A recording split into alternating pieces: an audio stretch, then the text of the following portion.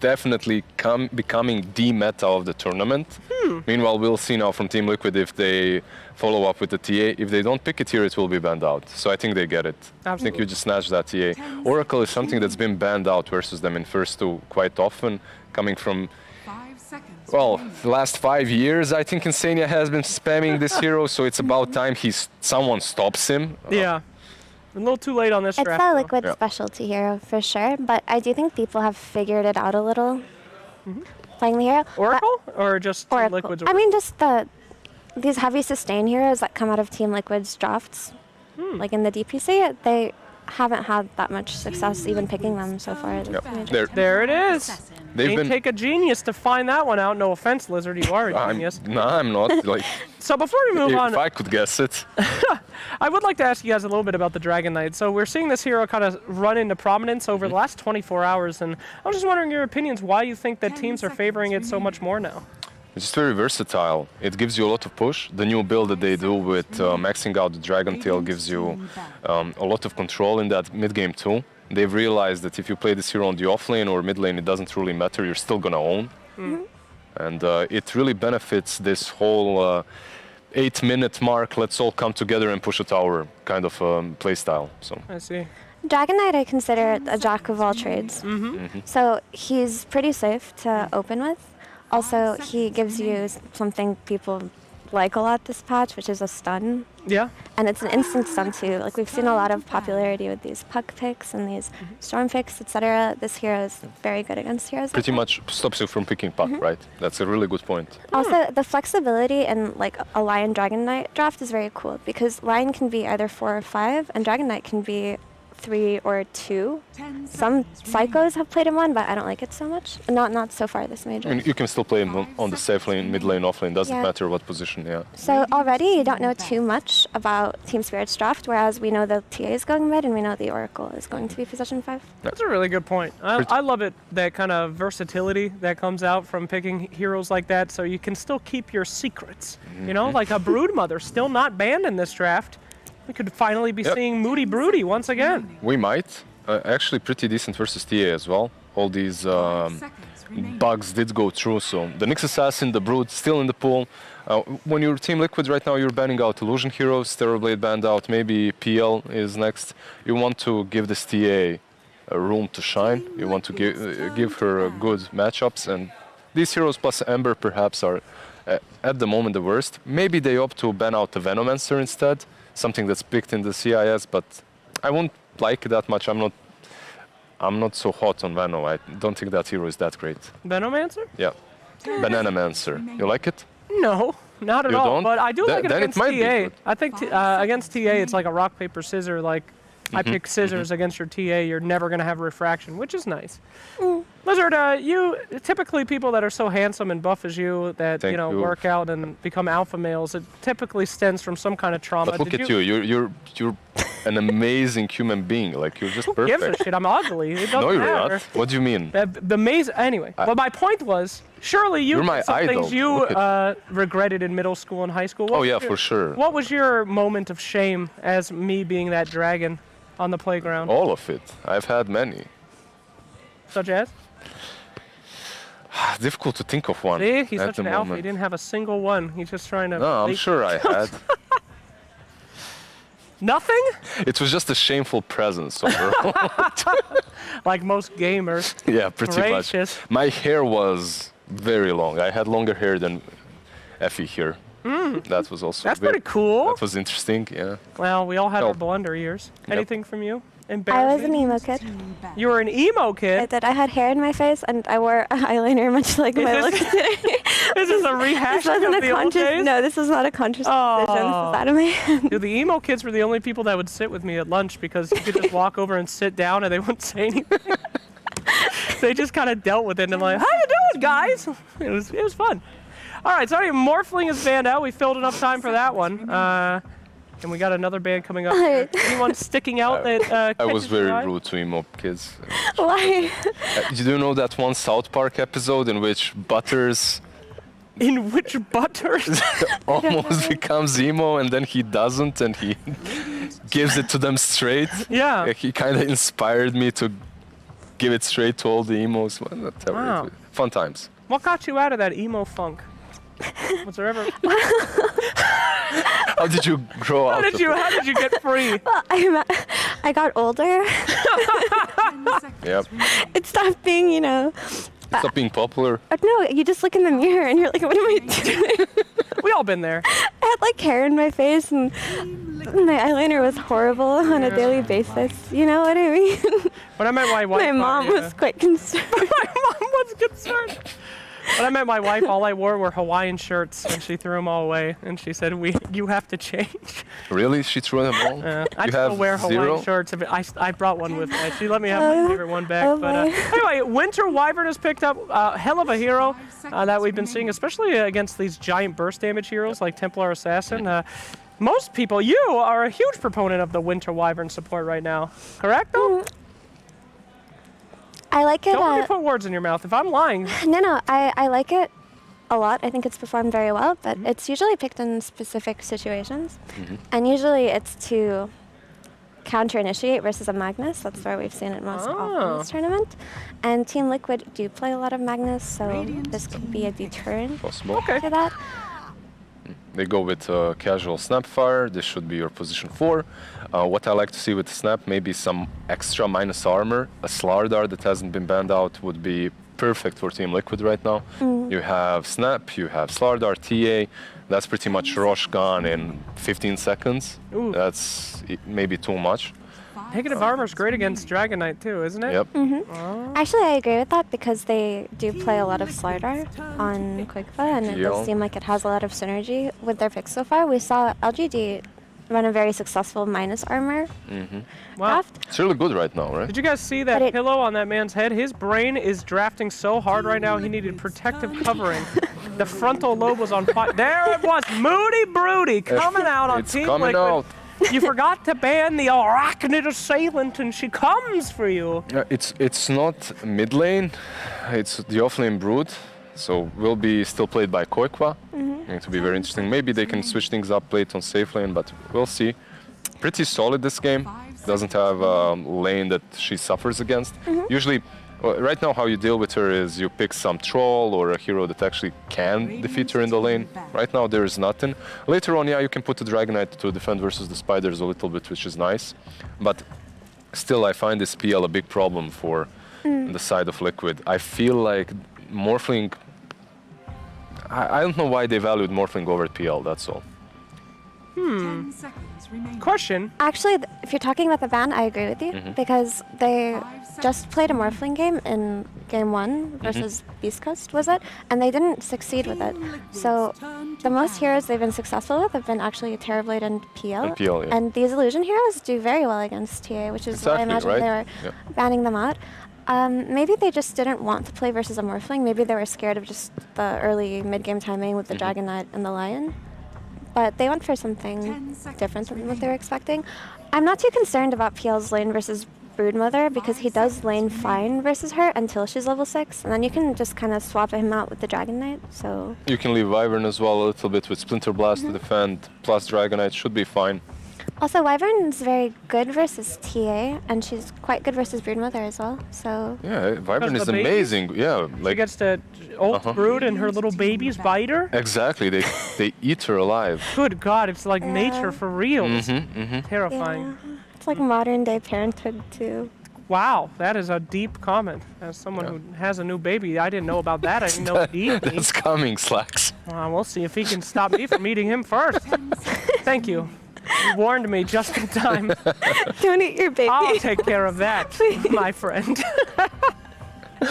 Anyway, as we move on, Legion Commander banned out. Makes sense. Free BKB. I love how this hero has changed from the brain dead, like the most brain dead hero. I get Iron Talon, I go jungle, to a basical position 4. Just BKB. Just press one BKB spell and spammer. that's it. I But mean, if they gave her a single target heal, she's Omni Knight again. I'd play her ass. Pretty- Hell yeah. she's also pretty good versus Brood, right? Because of the first spell, you can clear off all the spiders. You get some solid catch as well. So why not? Would be pretty solid for them. So they're banning offlaners that do well versus Brood, obviously. But I do think it might actually be an offlane Dragon Knight. Like I would be upset if it weren't, because I'd like to see a more kill-oriented type of hero on Toronto, Tokyo. I was talking about this yesterday. Like, his specialty heroes are not the Dragon Knight type of heroes. He does his. He likes to be more of a Void playmaker, Spirit, right? He's like famous for his Void Spirit. Yeah. He's famous for his Storm Spirit, his Ember Spirit. Storm's banned out, but I would want to see more of that coming out. Perhaps an Ember. It's not banned out, right? It is All banned, of I'm these. afraid. Is it? Yep, right next to Blind. Monkey King. They actually banned it, so. A tiny. So basically, when you look at Team Liquid, all you need is another additional playmaker. TA is already greedy enough. Brood is actually a pretty greedy hero too at the moment, even though she pressures. So you couldn't round this lineup with a casual carry. You needed something for Mickey that's able to just rotate across the map, make space, and Tiny is definitely capable of doing that. You can still go greedy on Tiny, but I believe this will be more of just early game playmaking oriented safe lane Tiny. Definitely. It's not unusual to see the safe lane Tiny being run with the mid TA, but also it seems like a very good deny pick out of Team Liquid, because Team Spirit would have had a great Tiny game here. 2 backline supports to jump. Tiny does very well versus TA. And now the only question is, what's off lane for Spirit? Is it really the Dragon Knight, or will they pick something else and put DK mid versus TA? We're about to see, but I would rather see a different mid hero coming out, just because these are not the heroes that I like to see Toronto Tokyo play. But There's still... Okay, Holy actually... moly, oh no, the Team Spirit Kunkka. Guys, have you seen this yet? Yeah, they won with it, right? Oh, they won with it. Was it, pretty baby. good. They won with it harder than you could ever believe, Lizard. These guys picked PL, Tiny, Kunkka, and won an impossible game against Vici Gaming with this Kunkka. Versus Spectre, right? It's pretty solid versus... Yes. They had a lot of cash. Pretty solid. I like their Kunkka. I'm not completely sold that the hero is good in every single game, but in this one it actually makes a lot of sense. You shouldn't struggle in the laning stage. You're good versus all of these heroes. You're good versus Brood. Gives you some good catch against her. So I agree, and the way that Team Liquid in general play out their fights, they're very long, they're very drawn out, they're high on sustain, and one of the best heroes in Dota to play against fights like that is Kunkka with his boat, his minus armor, like his damage reduction. Yep. Why I said minus armor. All right. So who do you think's got it, Lizard? I'm gonna go with Team Spirit.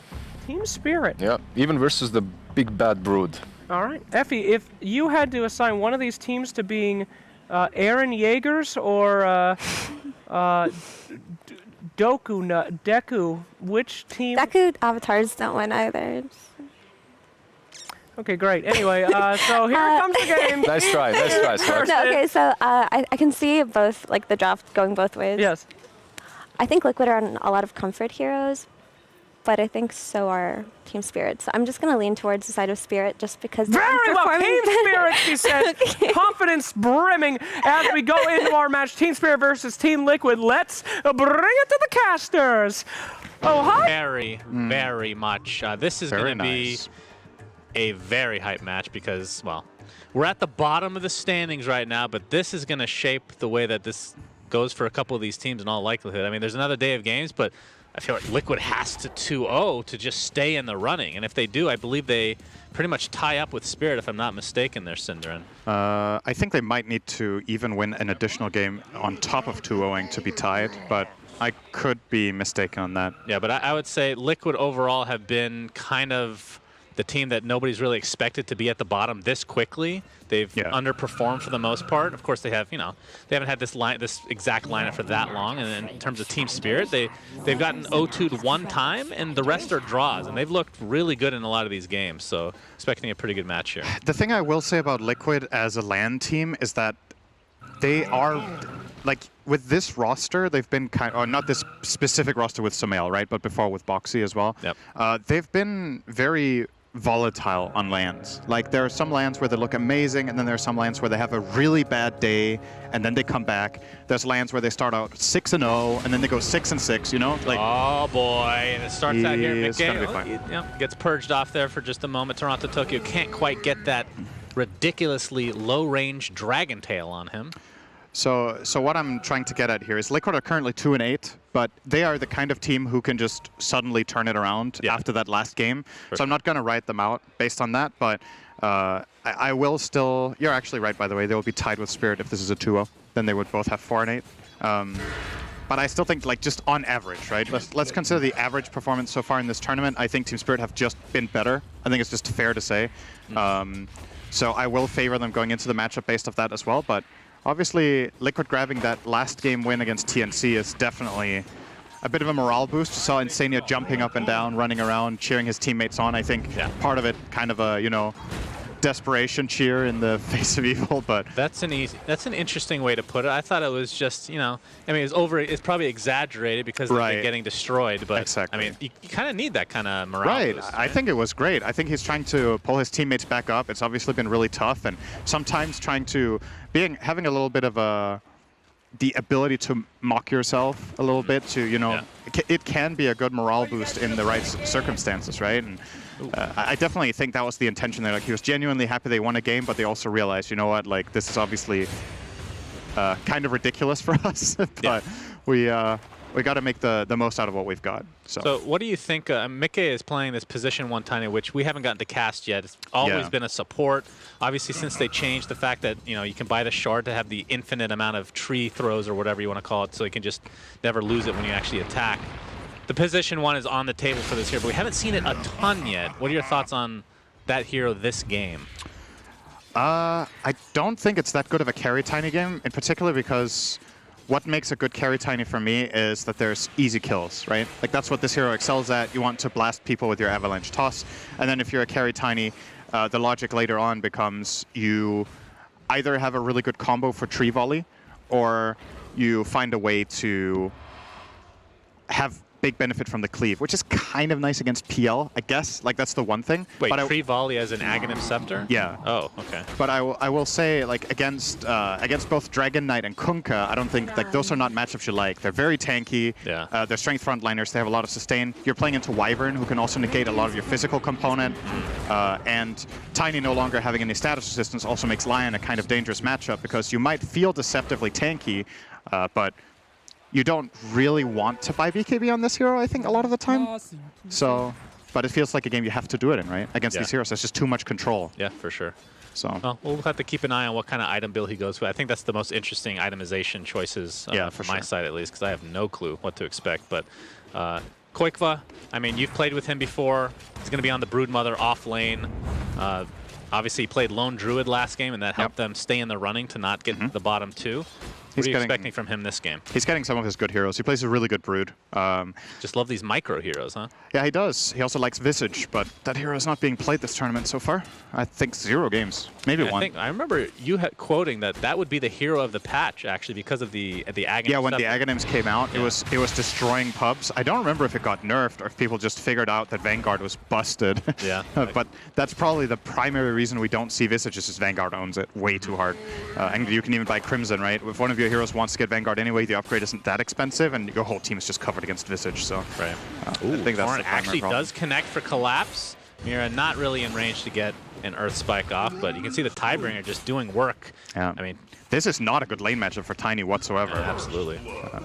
We're going to get first blood in the bottom lane, though. Miposhka taken out by Koikva. And I mean, they've made a lot of little nerfs to Broodmother's laning stage in terms of, like, the lifesteal that she gets. It's not nearly as much in the earlier levels, and typically you don't start taking off until you're level 6, but I mean, that's really good news for Liquid to see that he's able to get a kill early. Snapfire is a great lane partner. It has a lot of damage, it has a stun, it even has a slow if it wants to skill it. It's not doing that yet, but might do that on level 4. Yeah, this is a good lane. I personally just feel like Liquid are favored in this lane, just by matchup. But for Team Spirit, as long as the outro is farming, I think they can handle a Wyvern death or 2. It's not the end of the world, but obviously First Blood is always really nice. All right, Collapse will live. Purifying Flames is going to end up healing him in the end. Koikva getting gone on, though. That was the Spirit Lance there. Looks like he'll be fine, though. The Arctic Burn just wearing off now. I mean, in terms of just like a Brood game overall, I feel like, historically speaking, you look at their lineup in terms of Spirit versus this Brood, and it looks pretty good. I mean, Tidebringer's amazing, but obviously it's not going to really be this right-clicky type Kunkka that we've seen before. As we're going to see a Doppelganger here in the bot lane. Like, how does this hero fare these days against this type of a lineup? I think we could see Koikva go a totally different route. Oh, wow, that's a lot of damage with that. It will be enough. Koshka, yeah, with the Arctic Burn and a couple right clicks. is enough, in fact, to net themselves the kill, but Koikva's going to try to turn this a bit. This doesn't have enough sustain after all these nerfs. Dire's courier. Back off. So what are we expecting from collapse. Brood? And Mira, does get the Earth Spike off, but it's not enough to take out Insania. In the meantime, Mikke, you see the X marks on Collapse to be able to take advantage of this regen.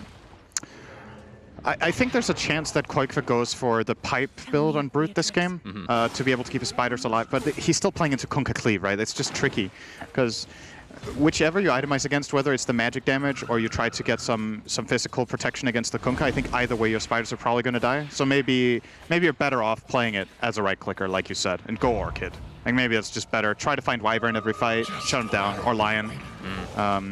The risk with going Orchid is that if you go on literally anyone else than Wyvern, you're totally hard countered by Cold Embrace. Right. Like whoever you Orchid and go on, even if it's with 1,000,000 spiders, they don't take damage, and you're always at risk of obviously the curse messing with you with the spiders as well. So can be a little bit tricky to do that. That's why a lot of the times against Wyvern, it's very nice to have a build that does not involve getting your hero in position, but just play the spiderling. So we got a kill there. Yeah, little caught out there by Taiga.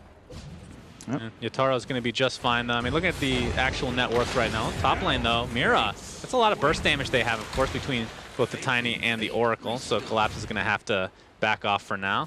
Should be able... Oh, he's kind of low here. And now that the spells are refreshing, Fortune's End's going to be there. Mikke looks like he might be able to burst him down. There's the Avalanche, and yeah. So this lane is kind of turned around in Liquid's favor. I mean, Tiny, it feels like this hero, even like whether it's mid or, I mean, obviously the position 4 is not really relevant. Feels like this hero just needs to get off to a good start. Yeah. Yep, Sumail. Cookie. Yeah, the Cookie's going to help this initiate, but I mean, Toronto, Tokyo. I mean, Effie was talking about not the typical hero that you see him play, which I definitely agree with, but it is a hero that will survive this lane at least. It is. I think he's the kind of player who should just go for a dagger as early as possible. After these treads, probably the next item. I suppose this time around they do have a Kunkka offlane, so maybe it's a little bit too much in the catch category. But judging from how he usually plays in their successful games, he's very much one of the primary initiators that they try to run. This is going to be an awful lane for PL now, by the way. I haven't talked about that yet, but Brood has hit level 6, so it's time to evacuate. Yep, evacuate that big time. And well, Toronto Tokyo is getting really good use out of his first Elder Dragon form. This tower is already at half HP. Yeah, Yataro has to back off, and we'll just jungle for now, I suppose. But I wonder if you can place Kunkka bot. I mean, that's the thing, like, based on what I've seen at least, you can correct me if I'm wrong, it feels like killing the spiders isn't really that, it's not like it used to be where that's just the hero, right? She does so much more now. Right, and you don't get the same kind of reward. In the past, you would get a lot of golden experience, and now they're worth way less. Right, but not quite like Nature's Prophet tree ants, but it's still pretty bad. You're going to see Avalanches here. With the Cold Embrace, and yeah, that's very tanky, but toss back into the tier 1, so it puts him in a little bit of a precarious spot. Gets off the Breed Fire to try to mitigate a little bit of damage, but it's not going to be mitigating enough, and that's the 4 rotation there from Liquid ends up paying off. You definitely don't get as much of a reward for killing spiders, but you kind of have to do it or they just take towers, right? So somebody should probably go down here like, okay, you can give up the tier 1, you're not giving up the tier 2 for free. I think that would be a very big mistake. Obviously accessing the outpost at 10 minutes is the dream of any Brood. So I do think they're going to place the Kunkka there when he's level 7, and they're just going to use the Max Tidebringer to try to cleave out the spiders. It's very difficult for Brood to find a kill on Kunkka, because even if the cleave misses, Kunkka's just so innately incredibly tanky, right? Just throw out the Ghost Ship and run away and get cleaves multiple times. The cooldown is very low on level 4. But for now, they're actually just willing to completely give up their own half of the map. I'm a little bit surprised that they're not a little more eager to be down there. Yeah, I think looks like they kind of want to defend this, although Dragon Form was popped, so this tier 1 tower will likely fall in all likelihood. Mira ends up setting up the Torrent, Collapse. Does have his ultimate, doesn't want to expend anything here, just pushing out the creep wave with that Tidebringer, and yeah, this will be a free tier 1, but at the same time, Koikva, tier 2 tower is going to start taking damage. No way you don't defend this. Okay, there we go. Is this the... Oh! He got cancelled. No, he didn't. That was the fog. I got cancelled by the Observer. Yeah, it happens. Looks like he's going for a Vanguard, by the way, so just a super, super tanky build on the Kunkka. Don't do that to me again. Okay. No, not you. Not you. Yes. You. Can you just be quiet for once, Cinder? For God's sake. That's how I feel like when I listen to Slack. Yeah, that's the new meme. Just telling him to be quiet, and he doesn't know how to react. No, Toronto Tokyo still in that Dragon form. They did get that tier 1 tower, and he is working on the Blink Dagger. I mean, this feels like the only build on Dragon Knight these days. You just get the quick Blink, try to set up for whatever else you have. And I mean, their team fight it's okay. Obviously, the Ghost Ship, and I don't know if he's going to go for like Torrent Storm later, like the Aghanim Scepter, but only time will tell. Right now, it's just going to be the tanky build. I think if you're going this route, we'll go Pipe and or at least Hood Vanguard first, it looks like. If he wants to go really tanky, I think the Torrent Storm build is perfect because you're not going to hit the carry timing when you buy 2 defensive items. So you're kind of going to rely on Dragon Knight and PL to do the damage. And that said, Torrent Storm is not a 0 damage build. If you go the right talents, every Torrent will deal 500 damage on level 15. And with Torrent Storm, that is quite a lot. So it doesn't say here, right? But the Torrent knockup / stun duration increases damage because the damage is calculated over the time during the air phase of the Torrent. So that's more damage. And then you get 100 Torrent damage on 15 for a grand total of roughly 5. Is that intended? Just not in the I guess so. tooltips? The thing that's weird about it is that it basically makes the level 10 talent better than the 15 one. Yeah. Because it gives about the same damage, but also more airtime. So yeah. It's kind of weird. But yeah, it's very powerful with the Torrent Storm, obviously. So worth considering. My main concern with that, though, is that if Dragon Knight is not going to get very strong, your only real scary damage is PL. And Tiebreaker. Oh no, didn't get very many. Actually got the wrong side there. He's got another Fast one. is there. Oh, he missed. Tiebreaker again. And he missed again. Continuing to miss thanks to that Silken Bola. And they will survive. The little babies of Koikva now chasing around. Okay, that feels really good. If you're collapsed, that is. That is very satisfying. If you're Koikva, because now you have less of a brood to feed. Sure, you have less things to micro. Thank God he killed them. I hate microing so much. But X marks the spot into the Ghost Ship. Mikoshka is here as well. Do they have enough damage to follow this up? Looks like Mira is not going to be able to connect on the Earth Spike, and Koikva will live as a result. Went a little bit too early. Yeah. Before Lion was in range, that could have definitely been a kill. It would have been. They have Finger of Death. Yeah, if that connected, he's almost certainly dead. So now Vanguard online. I mean, we haven't really talked about the PL, but I mean, from Liquid's side, do you think they have enough tools to deal with this hero once it gets to mid-game? I think they do. Tiny, if he gets farmed enough, and he's currently doing all right, at least he's tied with PL. Definitely has a matchup there. TA versus PL is not as bad as it used to be, I would say. The Cyblade talent and just general flow of the game seems to be less one-sided. In the past, you would love to be PL against TA, but it doesn't feel the same way. And in a lot of ways, against this Radiant lineup, if it's that's nice dead. Dagger revealed. It actually tosses him not too far, and that's actually going to prevent the kill from coming out. And there's a Winter's Curse as well. Looks like the Snapfire is going to be the first to fall. Mickey does get False Promise, but this is going to be a lot of damage coming through. It's a 1-for-1 to start things out. As the False Promise ends, looks like he'll actually basically stay at the same HP, and Collapse is going to get decimated by Sumail with that Melt Strike. And Koikva joining the fight as a Broodmother, something you see a lot more often with this newly picked up Broodmother, if you want to call him that. And they're posturing perhaps to go for more, but looks like they're just going to back off. It's a 2-for-1 in favor of Liquid.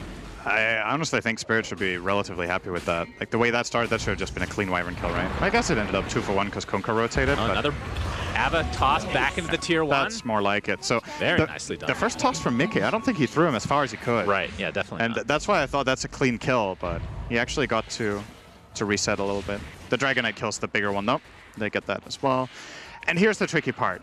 Whenever you lose against Brood in the first 10 minutes and the map starts becoming a lot smaller, if you don't make successful smoke moves that create space for yourself, either by killing the Brood or by finding a new place to inhabit, you're just losing on farm. Cold Embrace sets it up again. I mean, pretty sure he was dead anyway, but it helped set up the toss for a little bit later timing. So they're going to be able to clean him up very easily, and the tier 1 tower likely will fall as well, but Yataro looks like the buyback onto the line now. They really want to fight. Dragon Tail onto Mickey. Do they do enough damage right now with that boat coming in, the beautiful buff to follow? But Mickey just not taking any damage right now. There's the Winter's Curse. Now he's taking damage thanks to Sumail's right click. But will it be enough is the question. The Tidebringer comes out, finally getting some kills, is Team Spirit. And a double buyback from Liquid. They really want this fight as Sumail is getting completely surrounded thanks to those illusions. And it looks like, well, he actually just walks away. The illusion's not going to do enough damage to actually take him out. Now Yataro's on the run, getting chased by Koikfa, and the Snapfire Cookie doing a nice job of locking him down. So the buyback's kind of questionable, but it ends up working out for Liquid as another toss back into the fray. Avalanche not going to connect, but he's completely surrounded. Kills off the Spiderlings, but it matters not. This should be a Roche play as well for Liquid now with these buybacks coming out.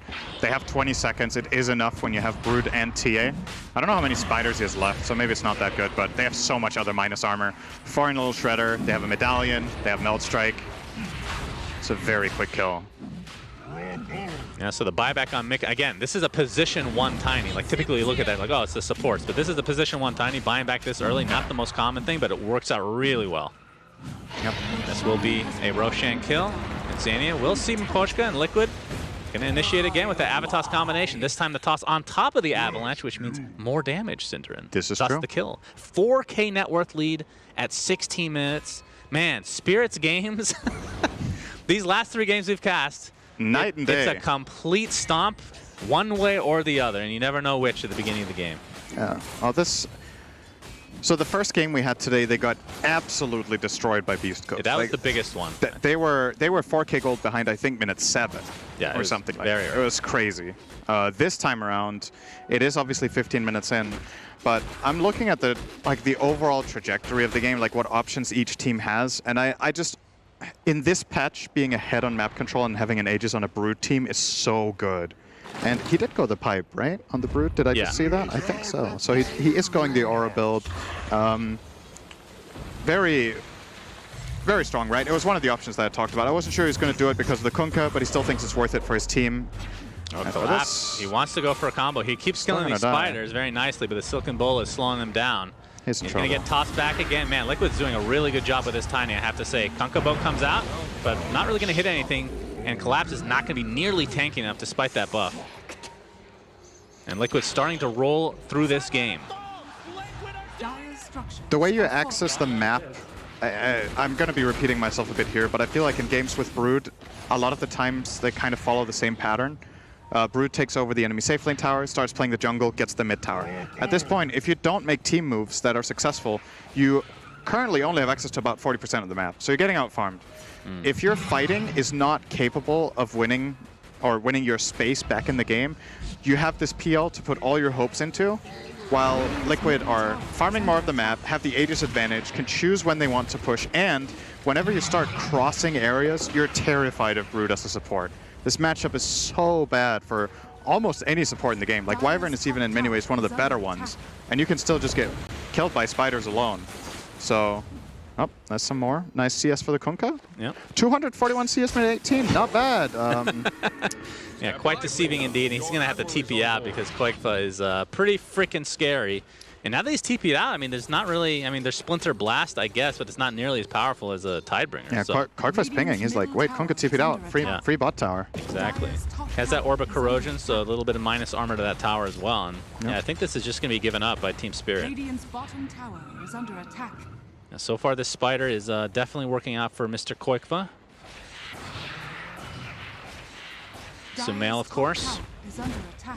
TA is very strong right now, able to farm the crap out of the jungle. They might be giving up their tier 2 top, but it's in trade for 2 tier 2s, both mid and bottom. So Liquid will almost certainly be happy with this, if that ends up being the case. Yep. Yeah, the one bottom is going to be a freebie, and the question is, will they try to defend the mid lane? Sumail, of course, the Desolator, still has the Aegis for another couple minutes. More minus armor from Little Shredder. And yep, they're just going to commit and take it out. Collapse has to X marks. Yeah, that's not going to happen. That was a cute try. You almost got the deny. I think TA overkilled it by like 10 damage. So 10, that's very precise number you're putting out there. Yeah, I am bot. You know, next time you should just say like 11. People will believe you if it's like a random number like that. I said about 10. Yeah, just say it was 11. About 11. All right, the boat comes in, but all it's going to provide is a buff for Collapse for a little bit here. It's not really going to do much, though. Mickey just looking for his opening in Sumail. I mean, that's the beautiful thing about TAs. You have all this high ground potential. You can push very, very fast. Of course, with the spiders. They have a lot of protection for him, right? They have Solar Crest, Oracle Ult, Aegis. Oh, wow. They have given up so much damage on this top tower, though. Mickey is actually tricked right now with this illusion. Yataro doing a nice job of pretending to be an illusion. Now they kind of know, but the Snapfire ult comes in. Doppelganger's up. Mickey doesn't have anything up right now. This is going to be pretty close, and the Avalanche will finish him off. It was a good attempt, but maybe stuck around a little bit too long. That's a big kill. If Liquid are fast, they could go push bottom again. Aegis will be expiring in 30 seconds. I mean, they gave up a lot of damage, though, to that tier 3 top. That's nothing to scoff at. I think they did about the same amount, so a little bit less. The main thing they need to make sure of now is if PL starts playing top, I think he's a really good target for a gank. He doesn't really have a good way of escaping. As long as they bring their Tiny for the stun or the Snapfire. And I believe he will go back up there because it's the highest pressure play on the map he has available to him, is try to force them back. Right, but Sumail has Aghanim Scepter, so you can essentially travel from trap to trap, so any split pushing will just get shut down by this hero.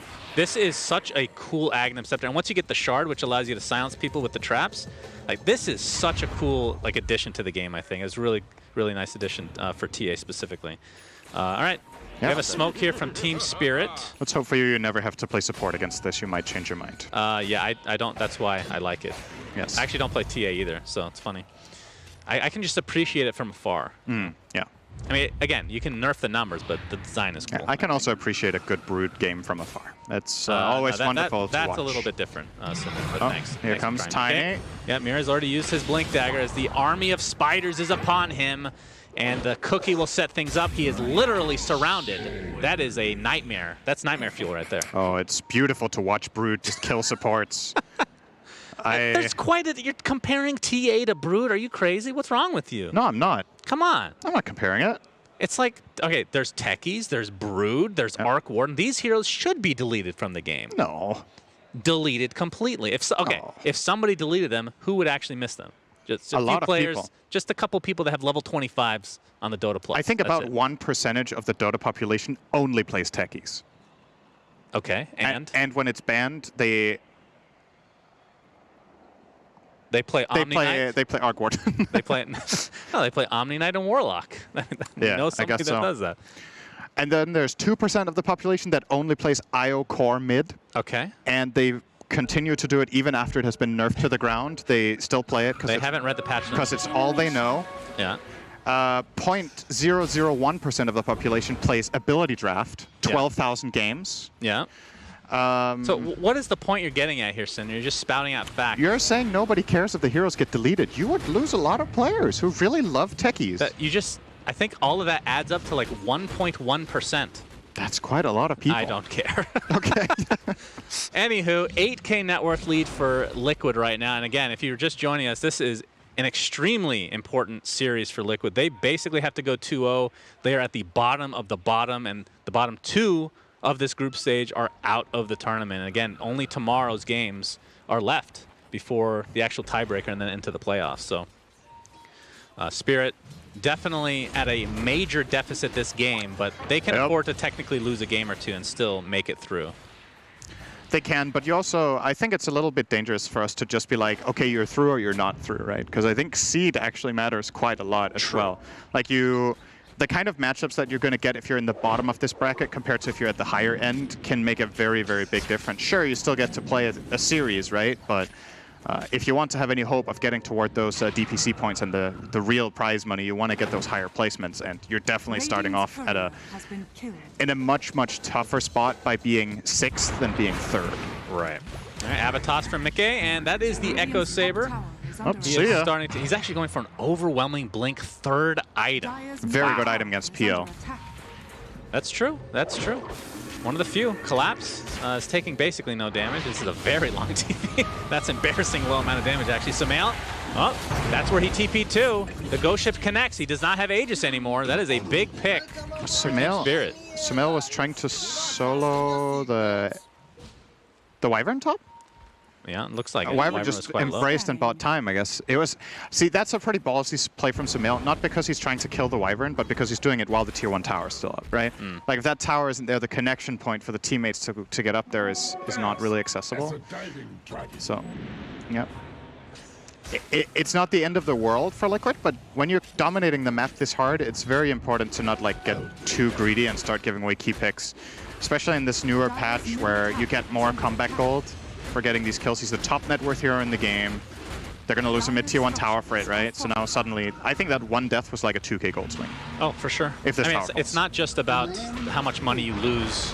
You're going to see an Avatos combo into the Snapfire. Yataro's in quite a bit of trouble. He's going to pop his doppelganger. Looks like he will be okay despite these globs continuing to hit him. It's not. Wait, he actually ticks out with the damage over time. Oh. Wow. That was as close as it gets in terms of the Snapfire. Insane bait from Samael. Koikva. Koikva is in the fray of things. The ghost ship does come out, so that's some damage mitigation. It was all planned, Cinderin. It's all planned indeed. And Collapse trying to get to his high ground.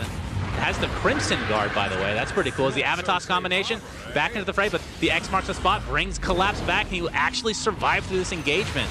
Can I just say I love how X-Mark looks when you get tossed? Yeah, it's great. It's so nice. Yeah, X is one of the coolest spells in the game. Collapse sure. playing the best voice line in the supporter packs. Yep, we did rate those. That is true. Very, very good. Probably also the best loading screen. Shout out to Lil Nick. Yeah, the Cuts loading screen is easily the best. It's not even remotely close. Yeah, but they're now lower division, sadly. Yeah. And they kick Lil Nick, which is even sadder. Yeah. I have to say so myself. Lil Nick, you're going to find a Div 1 team. It's all good, buddy. Hopefully he still gets the money for his amazing voice line. That's true. I'm sure he does. There's no way. Mira, Blink Dagger, double Blink Dagger. In fact, Toronto Tokyo gets off his Dragon Tail, but now he's in human form, a.k.a. useless form. Minus armor applied thanks to Taiga's little shredder. Koikva, he's going to get cookied on top. They don't really have enough damage to rip through him quite yet.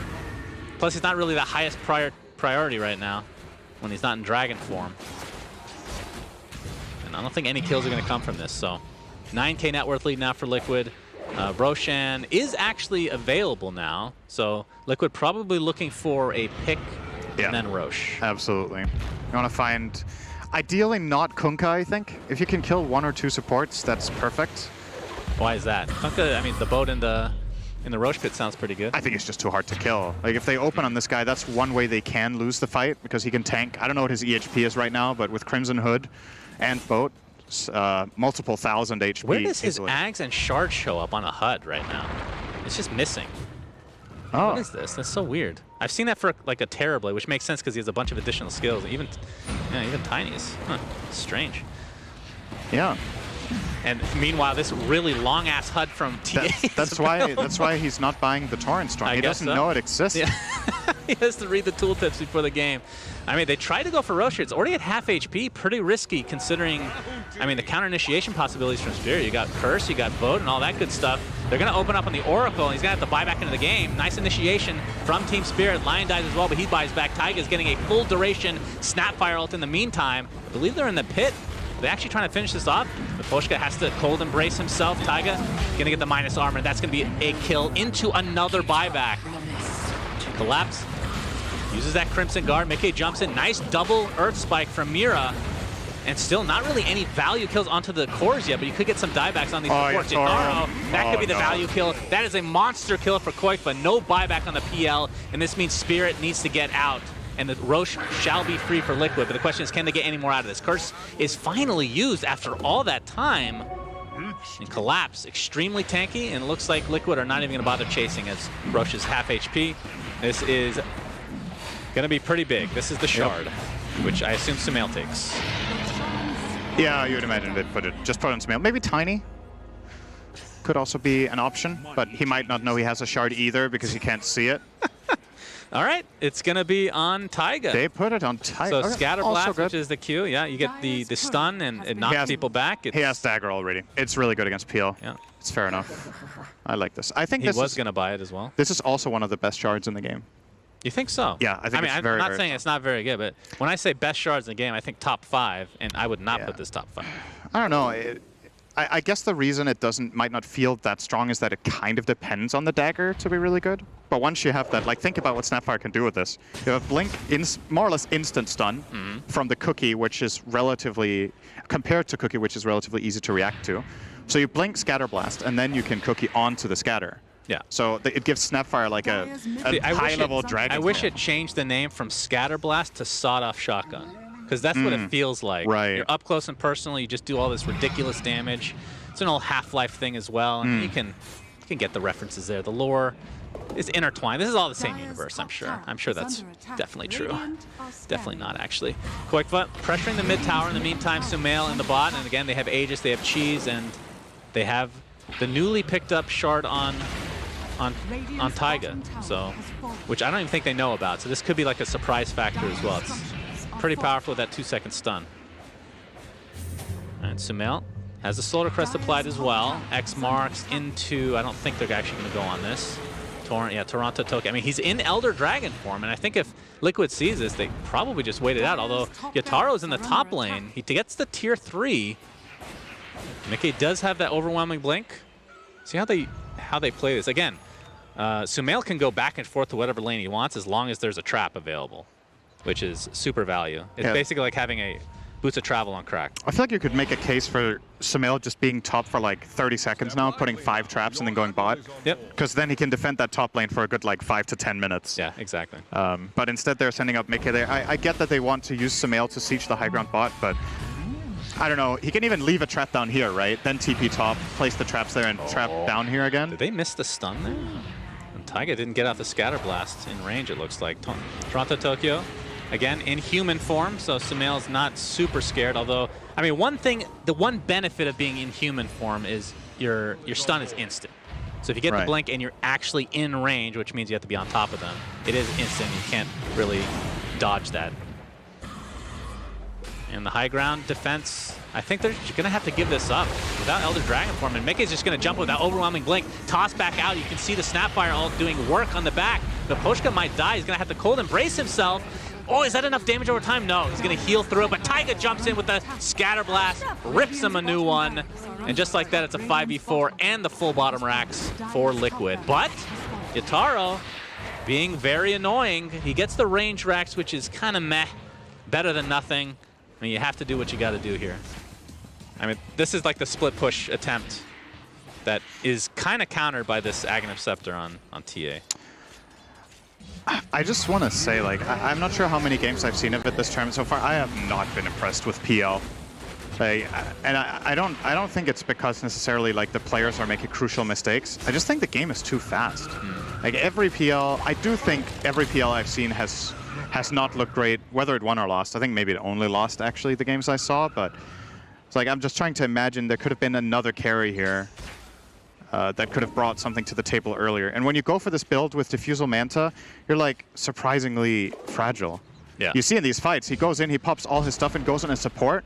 He gets counterplayed by one core, he either dies or has to run away. And his fight is over. What do you think about him not having Shard on PL? I feel like, I know it was nerfed, but it still feels like such a core mechanic, like a core part of this hero right now. Essentially gives you the extra bounce on Spirit Lance, and then the illusion is stronger than a normal illusion. Yeah. Is this not just, I feel, isn't this just a Shard you get literally every game? Am I wrong? I don't know. I have a very bad win rate with PL. Thank you. So, if I was, all right, we'll have to get back to this. As my goodness, speaking of Yataro, he gets deleted from the map. Man, my analysis would be even worse if I just based it off of my own play history. Mickey jumps with the overwhelming blink, can see Avatos, not enough to kill Mira, but yeah, he gets bursted down regardless. And this looks like it might be the game ender here. I'm trying to imagine your analysis of like every hero in Dota is bad except Pangolier. Melee. No, melee heroes are the only good heroes in the game. Yeah, I agree with that assessment. Thank you, Cinnamon. The Aegis has run out. Okay, so I will say, we've actually talked about this a little bit in the Talent Lounge about PL, especially with inspiration from SEA, where most of the players did not go Diffusal. I believe they went Skadi and Manta or something like this. Either that build or the Shard build with Octarine, like you talked about. Yeah. Because this Diffusal Manta build just seems to have like a very narrow window where you need to get a lot done. I mean, and if you don't do it, you're just getting overfarmed. Spirit did run the Kunkka PL against Vici, and it worked out really well. Did he buy the same items as well? I'm just gonna... I mean, he might have. It's not like it's just flat out bad every game, right? Like it's not my point to just say PL is garbage, but I'm just saying from the games we've seen overall, it has not been impressive for the most part. Other heroes just seem more consistent in wins or losses. No, I think that's not really a bold statement. I mean, look at his net worth, by the way. I didn't just look at that. He's had a tough game. Yeah, very, very rough one for Yataro. And it kind of all started in the laning stage. At level 6, like you talked about, I mean, he can survive the first 6 levels, but Brood just takes over the lane and you just can't go back. It's a fair point. He did play against a 4th pick Brood, which should never happen in this patch, in my opinion. I feel like she's been banned first 2 for most teams, right? It's banned but a lot. There's just so many heroes to value. Like AA feels like this hero, and we talked about it, that it got through the first couple days, and now we're not seeing it at all. I would. So you only get 4 bans overall in the first phase. Right. You obviously have to pick your poison. Very good. No, you have to pick your cholera and pest or something. Which one is Brood? He's all of it combined. So obviously they like break the game in each their own ways, right? AA and Brood. It feels like if you don't have really good solutions for Brood, these games feel so incredibly difficult. Yeah. Like imagine the Oracle is an AA instead, and then the Brood is banned. I feel like Spirit can show more signs of life in this game. I think the vast majority of the reason they lost was that this Brood just ruined their game minute 10. Yep. They lost the map, then they lost Roche, they lost bottom mid tower. He killed their supports. He went for a pipe really early on because he doesn't even need to buy damage to do damage. To me, this hero is just absolutely crazy. Yep, I agree. I mean, I was talking about this hero with Jenkins over a month ago. Why is this hero ever getting past the ban stage? And some teams just feel comfortable, like, oh, we can do it. But I feel like just having that mentality, it's nice to be confident against every hero, of course, but you just have to do so much like different in order to counter a hero like Bruma that just changes the complexion of the game in general. So easier to ban at Synderen, in other words. But I am happy to see offlane Kunkka. Obviously didn't really, I mean, really no lanes went particularly well for Spirit as Liquid got off to a very fast start. And you do see the Ags onto Tiny, so he gets the tree volley. He can throw trees like you're seeing here. And it does proc items, which for him, I believe, is just the Echo Saber slow. Yep. Typically, you'd want like late game Daedalus that crits, and you can just deal a crap ton of damage. But can I just say I love the sound of Overwhelming Blink? It's so nice. The item is very underwhelming, though. It's an underwhelming blink to me. So it's the worst of the 3 blinks, by far. I love bass. I mean, the bass is nice. I mean, you talk about the sound design in Dota all the time. Valve has done an incredible job. Other than what was that? What was that thing that had no noise? The hawk, the diving hawk. Yeah, get that fixed immediately. We see the stun come out onto Toronto, Tokyo, or from Toronto, Tokyo, I should say. They're not even dealing damage. They deal 0 damage right now. Disarm onto Sumail. He's just going to reset, and you can see the ult from Snapfire dealing considerable amount of damage. And I mean, with the Toronto Tokyo ult again, I mean, I know Liquid are up a lot, but they can reset. Why did he just blink it on Wyvern? What was that? Yeah, Wyvern instantly dies, buys back into the game, perhaps trying to bait some stuff just like Sumail Synderen. Learning from his opponents. Yeah. Find a way to bait yourself a 23k gold lead then. Yep, true that. Oh, we do see the shard on Brood and the Axe. So the shard, it gives Silken Bowl an AoE. As we see the Avatar with the X back. It ruins PL. If he uses Doppelganger, you can just blind all of them. Yeah, that's actually really true. He has to get an MKB to counter that. All right, Doppelganger. Can they actually kill Sumail? They're draining his mana pretty well with these illusions. And he gets the false promise, though. Trying to right-click his way out of it. Toronto Tokyo is in a lot of trouble as a result. And yeah, with Mickey's help, they find his way to the grave. Yataro, in the meantime, still applying all the pressure to Sumail. He might get the kill, but it's taking so long to kill him. Finally, he drops. 2 buybacks required for Spirit, though. And this is the last-ditch effort. Although TA buys back, can obviously TP back thanks to the Aghanim Scepter. These illusions are starting to be a problem here. But here comes Sumail, trying to right-click down the Kunkka. Collapse, already at half HP. And with that beautiful stun from Scatterblast, that was really nicely done on multiple heroes. These fights are lasting so long just because of how tanky everybody is, but Sumail dropping the supports extremely quickly, and it looks like their targets are set onto this Kunkka.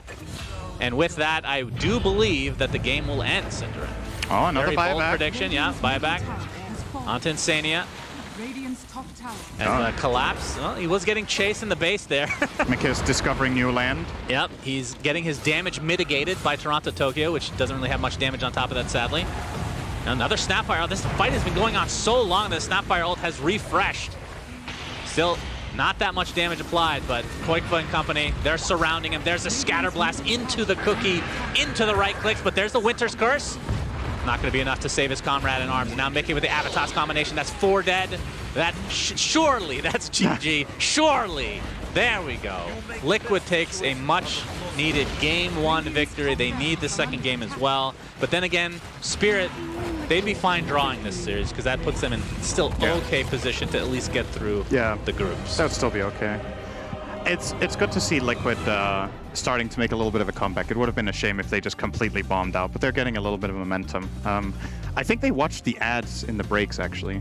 And The they Liquid Plus or whatever that No, so they saw that the chairs they're sitting in, they have like multi-tilt mechanisms, and they found the right setting finally. So they've been on the wrong setting the whole event, and now they finally set it to 0. Wow. And all of a sudden, with no tilt, they can actually play good Dota. That is terrific analysis. Yes. Thank you, Cinder. Thank we you. really appreciate it. But yeah, with this win, okay, Slacks wants us to throw to them immediately, so we're just going to do that. There's no post. The game faster. If you're a caster or an analyst, I don't know what you're waiting for. I mean, it's you that's actually clicking the play game. do you people think I want to talk to these two for any longer than I could? If I could hit a button and start this game, I would have said, "Hey, welcome back," as hard as I could, as fast. I hate them. Okay. Yeah, it's a joke. It's okay. I love these two. It's Slacks. fine. Is it your first panel with him? It is, right? Isn't it? Yeah. No, you guys are wonderful. You're Dota icons. I'm finding It's true. I'm finding it hard to concentrate on this draft. Last draft I was like, yeah, this one's better. All right. Okay, so this is really interesting. No Brood ban, no Mars ban, No TA no ban. AA ban. Have these guys been paying attention? You're going to a Razor, a Viper, an Enchantress? Yeah, this is even easier for TA then, right? This is Team Liquid instantly picking Oracle TA, yeah. I mean, They banned Viper Razor. Yeah, they literally banned 2 heroes that are good against TA. I feel the Team Spirit are incapable of playing TA. I mean, after that, I tend to agree with you. That is the easiest TA snipe in human history. If you ban those 2 heroes and you don't pick TA as a response, I don't know what are you waiting for? A sign from God? Yeah. I think for Team Spirit, Mars is one of the most valuable picks for them, so they do prioritize that over sniping the TA. Because you can play very specifically against TA, they just couldn't last game because Broodmother got out of hand. So Okay, they couldn't really... And this is, to your point, right? Like the Terrorblade and the Mars, good answer. How is second pick Terrorblade a good answer to anything except for relegation out of the tournament? This hero has so many counters. It's bad versus TA all the time, so that's why. They're also securing Yatoro's hero because this is one of his most comfort picks. And it got second phase banned last game. I see. That's what analysts are so good for. It does perform well versus TA, however, I am concerned for it the same way I was concerned I should have been concerned for the PL. It can succeed though, depending on how they pick the rest. Yeah. And their most picked heroes are pretty much Mars, Grimstroke, and I think like Mirana that they played a lot in the CIS league, so they got one. The other carry is Terrorblade. It's pretty good versus TA, like you just said. So I like their opening. I like the playstyle. They need to protect it. Is that Shadow Demon ban? Yeah. That's a Shadow Demon ban. Okay, and they went with the Shadow Demon. I usually like these high magic damage dealing heroes from distance. 5 seconds remaining. Go ahead. What is that? No. What do you think? Let him suffer. Let Take the camera off. let the camera. What do you want from me? All right, so Tell us, Slacks, what bothers you? What bothers you? What in the bothers night? me? Attention. I don't like it. Uh-huh. Zeus. What happened to Zeus? The classic Terrorblade counter. People used to pick that hero. I haven't seen a Zeus in a minute. It's pretty good, but you can't play it with the TA, I suppose, right? Because you have a mid laner. You could maybe do some. I've seen Liquid do whatever. So Zeus, even on the side lane, would be doable. I think Ember might be a better ban because the same way they played Tiny in that last game, right? The playmaking Tiny, you can do the same thing with an Ember. Just put him safe lane, and he actually itemizes pretty damn well versus the TB. I don't think they'll go for Zeus. Don't think that hero is very potent this meta. They also have their TA already. I don't think Zeus does well on sidelines. Zeus support isn't a big thing. It just doesn't scale versus TB that hard. Sometimes in cuts. You don't have to agree with me, all right? You don't have to. entertain his idea. Just shut them down. Shut 'em down. Yeah, you can play that in your pubs. Like you might win a game or two, but I don't think you'll win at a major with sports. Well, I don't think I'll win a major no matter what happens, but thank 10 you, seconds my friend. remaining. No, but in general, Underlord banned out as well. 5 seconds That makes remaining. sense. Underlord's pretty good against Terrorblade, Yeah, right? Really yeah. pressures the lane. Yeah, he does. When I say Terrorblade, what's the first hero that you think has hard counter? To Terrorblade? Yes. What would you pick in your pub? The thing about Terrorblade is there aren't really hard counters. Like there are heroes that, for example, like Zeus, are like the matchup of Zeus versus Terrorblade has traditionally been very good for Zeus. But Terrorblade as a hero is more about conditions being met in the game. What kind of lineup he's playing against. I see. But that's why you're not too concerned with first phase Terrorblade, so long as you can set him up for success. So it's more about how the game is going to play out than who he's playing against. Like, of course, it does matter to an extent, but this hero has a much easier time playing around like illusion counters than someone like PL. What an elegant answer. Thank you. You're very Very knowledgeable. Lizard, pick it up. -2 points for Lizard. I can't. It's too good. I used Some- to first some- pick. Some Pagnas, Embers, and Zeuses are pretty damn good, but TA prevents you from picking most of them on that mid lane as well. But Team Liquid, they're like I pretty much repeating myself. They can choose one of these and put them on the safe lane, still make it work. What does TB have? High armor. What does he suffer from? High magic damage. If you can find a hero that does that, you're set. Something that Team Liquid could play that I don't like as much is perhaps a Lash. It's still in the pool, but once TB gets a couple of items, you're just pretty damn done. Sure. Yeah. So this is kind of standard so far. Like they extended their bans to protect the first phase Terrorblade. That's why they banned Shadow Demon. That's why they banned Underlord. That's why they banned Doom.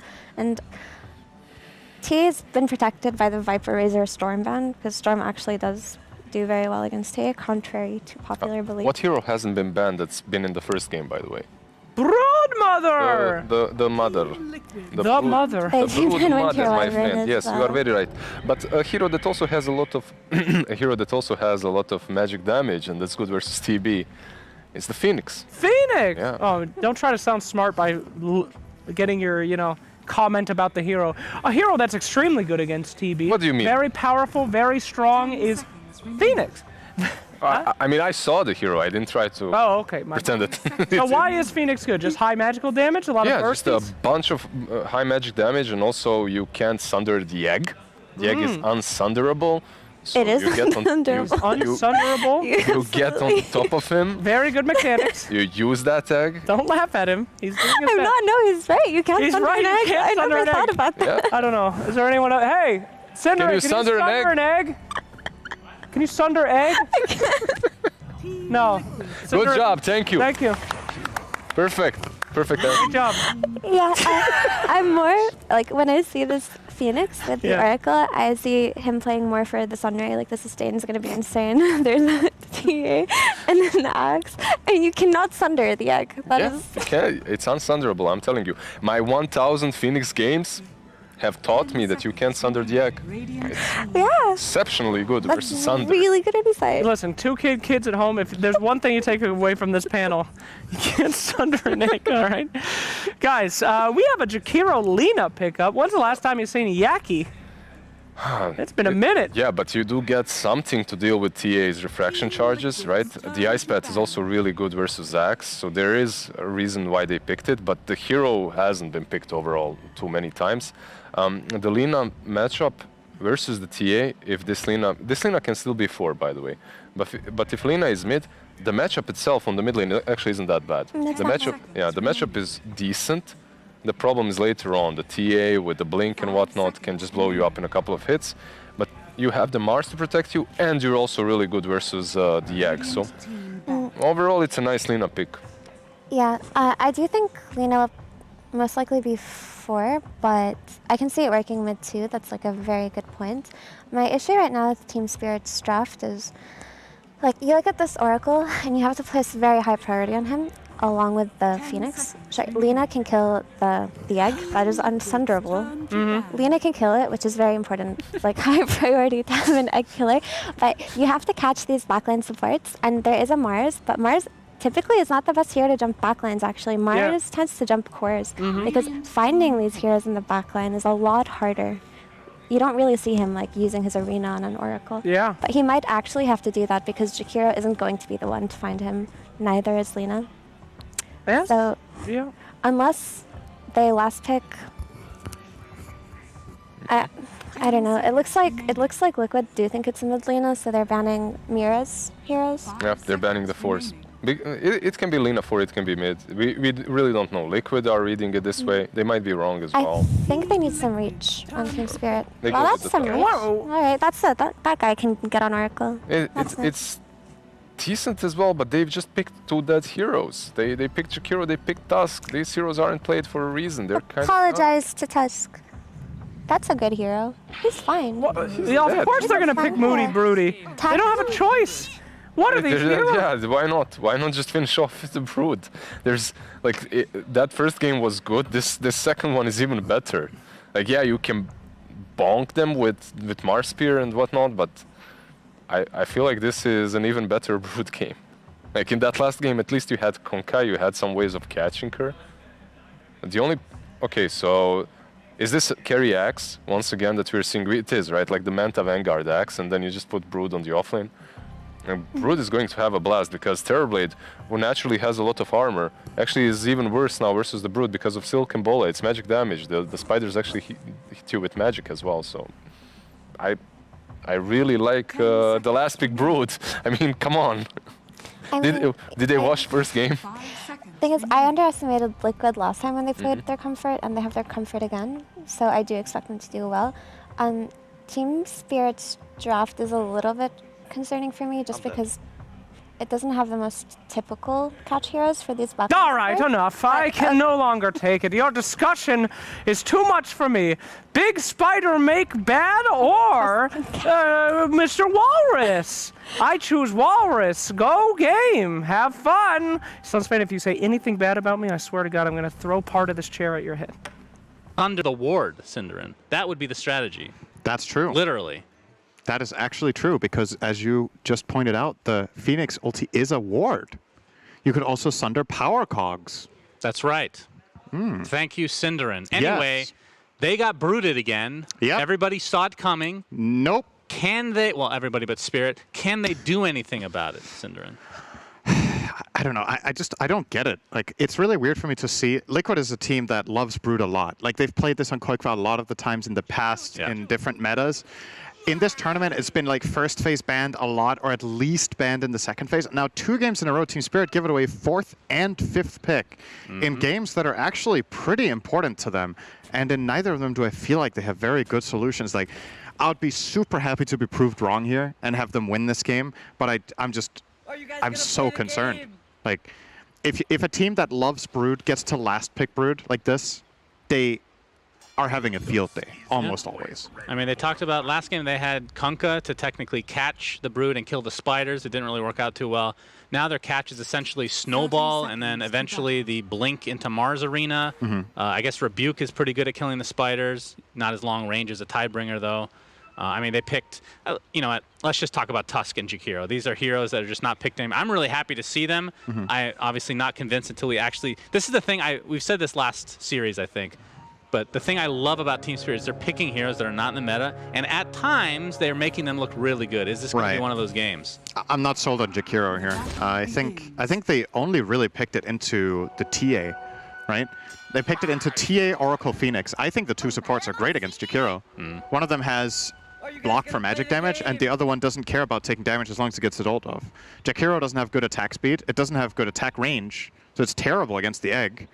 And I don't think it does particularly well in lane against either support either. Do you think that they just wanted, I mean, I'm sure there was a better one that you can bring up, but do you think they needed something to take off refraction perhaps from the support side? Because they don't really have much to take that off in terms of the Sumail TA. Is Insania?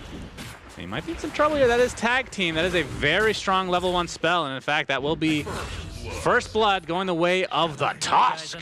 Mira. Yeah.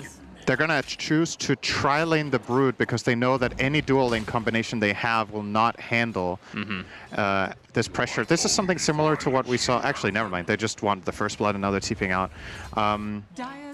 I know I'm talking a lot about the Brood. You know this thing I like to say when there's a Brood in the game? It's an alchemist game. And Yeah. it really is what this is going to be. This is going to be one of the games where you really got to pay attention to the Brood because he's going to take a lot of it. I feel like you could come up with a better term than just name it after something that's not a hero, perhaps.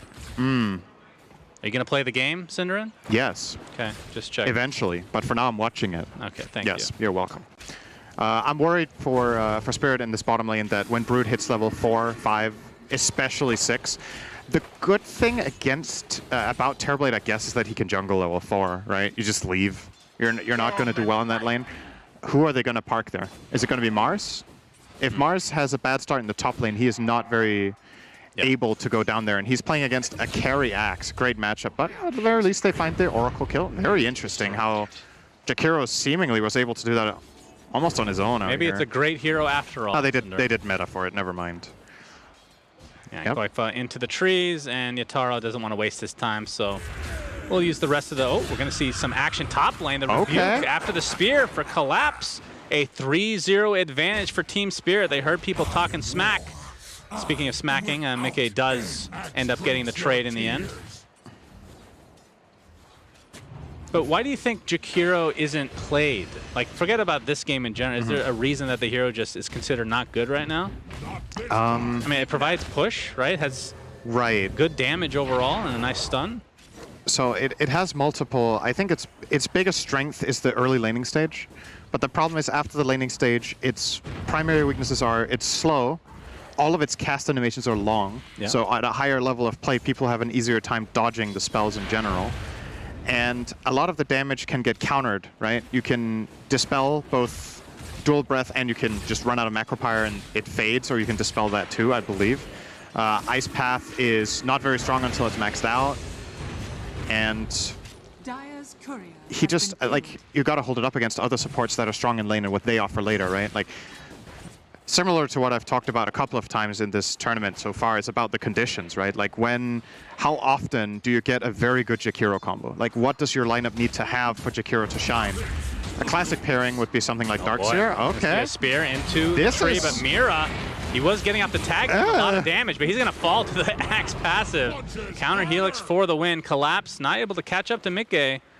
Yep, that's a hero you don't really like going on with tag team. Yep. He hits back. Indeed. Oh, nice spear, though. He did pick up a Ring of Houses. He's a little bit tankier now, but the Tier 1 tower is doing quite a bit of work. Collapse does have the Battle Hunger applied. Here comes Mira. Yeah, I think Mickey is going to find his way to the grave, but gets the kill onto Mars first. Was that worth it?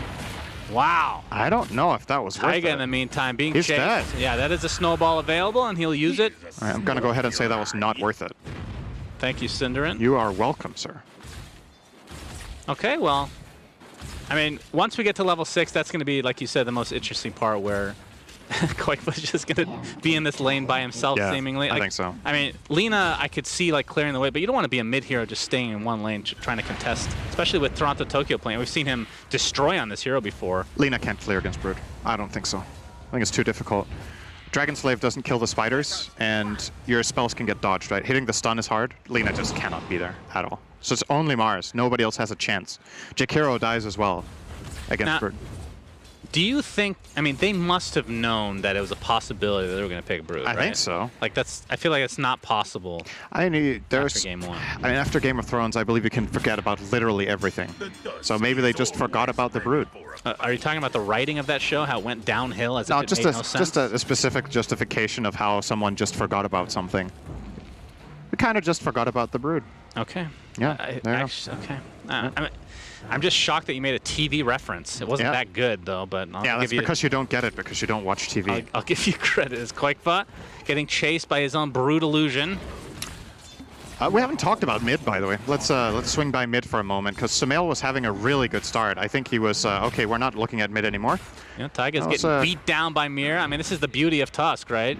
Just a lot of aggression early. You can net yourself some decent kills. He's actually going to use the snowball, and it actually will connect. I think he was going to be in range, and there's the Ice Shards to block in Taiga, so another kill for Mira. This Tusk is looking, I mean, it's still relatively early on, but extremely good. Taiga ended up taking 400 damage before he dove, instead of just diving. Right. And then he could get killed. He was probably expecting he could create more distance, and especially that snowball wouldn't connect in the tower. So nicely done there from Mira. Good deny here from Toronto Tokyo. So yeah, Sumail had a good start in the mid lane, a good lead. He still has that, about 400 net worth up on the Lina. Level advantage as well. 46 and 7 to, I think it was 35 and 9. Yeah. Now it's 36 and 9. So good start for Sumail, obviously going to transition into also hitting jungle creeps at a faster pace than Lina. So should expect him to pull more and more ahead. Now, is this a good TA game compared to the last one? I think it's worse, probably. I would say both Terrorblade, Lina, and Jakiro fare well against the hero. There's a lot of refraction damage, breakers, Terrorblade with the illusions, could buy Manta as well. Not a build we see very often on Terrorblade anymore, but it can be good here. Lina with Fiery Soul, Jakiro, lots of damage over time abilities. Obviously can be dispelled by the Oracle, but... I'm just happy we're seeing more position 1 axe. We've seen it a couple times today, and it has looked quite good. Doesn't always win, which means it's not going to get nerfed probably, which is great to hear.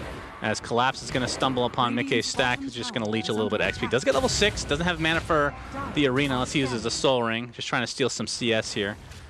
As it looks like Koikva is just going to be left alone for now for this tier 1 tower. Looks like they did scan just to make sure that there's no TP support, but we have a smoke here. Very early smoke with Terrorblade involved, actually. I mean, he had to abandon the bot lane, so he might as well try to get some XP in here, I suppose. And they see Insania. He is toast. Yep, he is dead. I mean, he's died a couple times already. Not the highest priority kill, but with the meta, they might be able to get this tier 1 tower mid as Sumail is kind of in the jungle here, picking out some ancient stacks. Very good rotation. Best possible play on the map. They're not looking to defend bottom. Pushing top would also be harder than this, but collapsing, knowing that Brood can't join this, makes it a 4 on 5. They get the kill that makes it a 3 on 5 in case Mars were to rotate, and TA can't stop this. So nicely done from Team Spirit. Yeah, Sumail gets most of the ancient creeps. He knows that Spirit are going to be in the vicinity. Actually gets the trap overall, so we'll finish them off completely. And Sumail, I mean, he's top net worth right now, which again, I mean, I feel like every TA game is, it's kind of the same thing. An Alchemist game. God, here we go. I mean, in a different way, I guess. Yeah, sure. But That's so funny. Not really. That was a pity laugh, if anything. Thank you. I mean, you're a good friend. I'm actually starting to sound like Jenkins. Those were 2 lines he could have said. You're a good friend. Those are 2 things Jenkins could have totally said on broadcast. I am so funny, and you're a good friend. I know. Jenkins is a very strange individual. Terrible influence on everyone. That's true. That is definitely true. Oh, Mira gets the courier kill, looks like. He's just going to back away, though. And... I mean, still level 5, but off to a really good start for him specifically. But Liquid's still in that worth lead, mainly because of both the Brood and Sumail's TA. Yeah. And like you said, the Mars did go bottom lane, so as Toronto Tokyo does have an Invis Rune and the Laguna Blade as well. Not going for the Courier, wants the Hero instead. And Reflection's going to start things out. LSA into the Laguna Blade. Oh, the right clicks. Nope, the smoke. I don't even know if that was needed. I don't think so. I think there was one attack Yeah, only. I think so too. I think it would have been fine, but okay. Either way. This is how you get front page on Reddit though, so gotta go for it. You really think that would be front page Reddit? I don't know. I don't think you give him enough credit. If it's the right player that does it, it's front page. If Miracle did that, it's top. That's true. 1,500 upvotes. He could have upvotes. had 500 health and did it. And Miracle does it, 1,500 upvotes. Weeha does it, 2,000 downvotes. What's this guy doing, you know? Poor Weeha. My boy. Yeah. I miss my boy, actually. But Koikva's having a great time. I mean, they have top 3 net worth in the entire game for Liquid. They are, I mean, it's not quite snowballing yet because the lead is not that substantial. But if you're a Liquid fan, you have to be happy with this. I mean, they're down on kills, but they're still doing quite well. They're very comfortable in the game. They know what the game plan is. The lanes have gone fine. I think the majority of these kills have been good rotations from Spirit rather than just lane outplays. So it's completely fine because those kills are different, right? When you get these kills with 3 or 4 man rotations, they cost as well. They're not like free gold because you lost farm to get the kill. Yeah, talk about the god-awful turn rate onto the Jakiro. Although, here comes Collapse with the Mars Arena. The Rebuke takes care of most of the spiders, and then the big one gets sent into the arena. They just don't really have any damage to follow it up with. As Toronto Tokyo just getting simply right-clicked down by Sumail. Ends up being a very easy one in the end, and they, of course, got the Jakiro because he can't move anyway as a hero in general. Although they did buff that recently, I feel like. Like, they've been slowly buffing it so that... Yeah, some heroes have a don't feel so little better turn rate, and some heroes got a little worse, I think. The ones with the very best got a little nerf, and the ones with the very worst got a little buff, but it's still relatively... It's not really the turn rate that bothers me about Jakiro, to be honest. It's the animation times. Casting spells takes pretty long. I think it got better on Dual Breath, but still, the hero just feels very clunky and slow a lot of the time. Yeah. I would definitely agree with that. So 2K net worth lead. I want to talk to you about something. I'm not sure if we're going to get interrupted by a fight here, but I've been trying to convince people that this item is good, okay? On Axe. So Axe is going to be going for this Blink Dagger, Shard, Manta, all that good stuff, right? Right. And you have a TA on your... Of course, he's going to need BK, but the problem is he needs so many items on this hero. But it is position once you're going to get it. As we might see a fight here, so we're going to have to hold up on that thought. Taiga level 7. Snowball to start things out. Oh, he dove. Oh, he actually did dive. All right, he's going to get off Good the spirits. Phoenix egg as Mickey is zoning it. So nicely done there.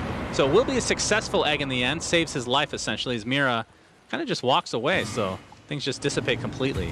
Whoa, oh my Yataro. goodness. Koifa gets a kill on Collapse in the meantime. Yataro got so much lower than I thought he would. Yeah.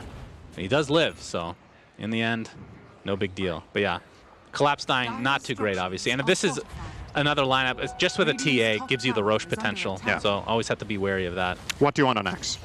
I know you're really interested on this, but when you have a minus armor hero in the game, which TA is, Aghanim Scepter, I think, is severely underrated. So Battle Hunger will apply -7 armor to anybody, right? Berserker's Call loses 3 seconds on cooldown, and anybody you call gets minus... It's not just minus armor, the plus armor applies to Axe. He's literally stealing that armor. Right. I think it's a very underrated item. It's a good item in this game because you're playing against both Terrorblade, Tusk, and Mars, right? There's a lot of physical damage. Yeah. The way I think about it is, it's actually, in a way, it's a less offensive item than an AC here because you get the minus armor from AC, but then you get attack speed on your pure damage. Exactly. And getting... Against Terrorblade, having attack speed on Axe is so good because you can almost solo him if you have. So I think I'd rather see him do that.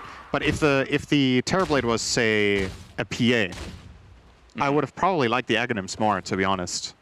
But yeah, in this specific matchup, I just, if you get AC late is enough, just incredible. Oh yeah, here. AC is amazing. You get the attack speed, like you said, with the Shard, just combos so well. But that's more minus armor as well, Cinder. They synergize together. You can get Axe later as a 6th item on Axe. He might be the one taking it if they got it from Roche. I mean, I'm actually, that's true. I'm actually really glad that people are not using it because it's going to get buffed again. I think it's already strong. So once we start seeing it, it's going to be OP, I think, the next patch. But good in the right game. See.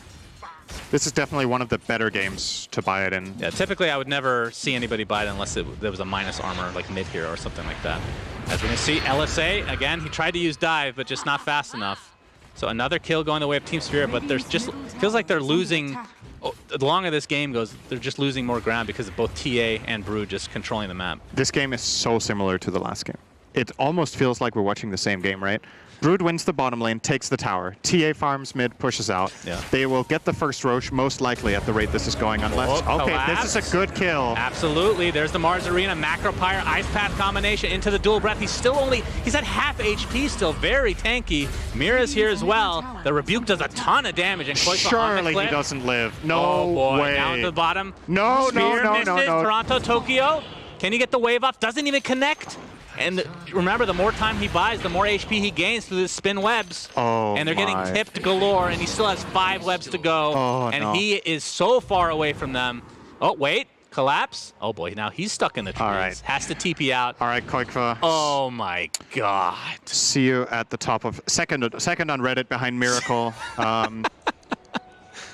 Oh, that's so... I mean, it's one thing they don't get the kill. They rotated 4 heroes and spent a minute. And now he's full HP. It's like, come back. I'm right here. All right, I think they've learned their lesson, Cinderin. They're going to let him have the tier 2 tower. No, they'll ban him for next game. They messed up. He should have died, right? I think Tusk didn't have his ult when he came in. He snowballed, but he didn't ever use the Walrus Punch, and they missed. They used the Lina stun before the snowball. He could have also waited for the ball. I mean, even if they hit that, you're he's 4 heroes that need to be used to kill him. Isn't that just an issue in and of itself? Yep. I do think, I mean, maybe I haven't been too clear from the start of this. I think Brood is really good right now, and you should probably ban it, but... Money to burn. Yeah. He's going pretty much the exact same build here, just super tanky. As the minus armor for the tower, then pipe, okay. Okay, this is a Collapse. killable hero. Yep. Phoenix, I feel like we've seen this story before. We got punched for that one. Absolutely. It's Man, just, it just feels like Mars Arena is up all the time. I feel like that's really going to get addressed in the next patch. I think it would be the most like obvious nerf to the hero. Yeah. Would be to make Arena like 100 Which means seconds that they're not instead of 75. right? It's debatable. But it's Sometimes pretty- sometimes it is the obvious nerfs. He's probably going to get -5 move speed though. -1 armor, maybe? Then he's just unpickable, I think. So maybe not. The armor hits are... Is under attack. Nah, that would never happen to Mars. No. Radiant's middle I mean, they need to tower keep is under Mars attack. playable when Dawnbreaker makes her arrival because they synergize so well together. So, I just I want wanna to see play it. Dawn. yeah, great hero. Radiant's bottom tower is Just under needs an attack. Axe and a Shard. Sumail. All right. Ice Shards actually does Pretty trap good. him in.